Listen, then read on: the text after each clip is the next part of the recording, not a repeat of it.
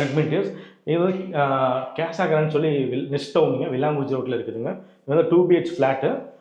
இது semi model kitchen தான். இங்கே வந்து ஒயிட் வித் பேரட் க்ரீன் டெக்ஸ்சரில் யூபிவிசி குவாலிட்டியில் பண்ணியிருக்கோம். 3 டேண்டம் பாட்ஸ் கொடுத்துருக்கோம். பேசிக்காக வந்து இந்த 3 ட்ராலி வரும். நம்ம வேணும்னா நம்ம ஆயில் ப்ளோட்டு யூசேஜ் இருந்துச்சுன்னா நம்ம பண்ணலாம்.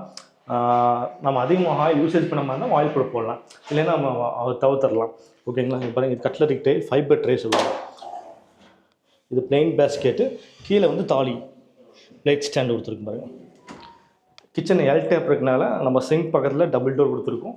இங்கே கேஸ் சிலிண்டர் கேஸ் வேண்டி ஒரு ஸ்பேஸ் விட்டுட்டு ஓப்பன் செல்ஃப் வச்சுருக்கோம்.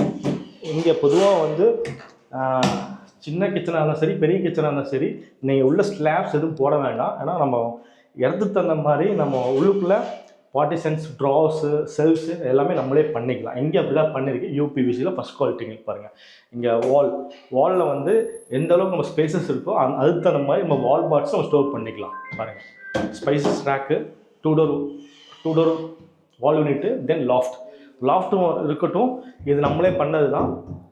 ஸோ தாராளமாக லோடு தாங்கும். இப்போ நம்ம குவாலிட்டியாக போகும்போது பார்த்தீங்கன்னா அந்த பிரேக்கபிள் குவாலிட்டி, தென் ஃபினிஷிங் எல்லாமே நல்லாவே இருக்கும். ஸோ அதனால் வந்து குவாலிட்டியாக போங்க, செக் பண்ணிக்கோங்க.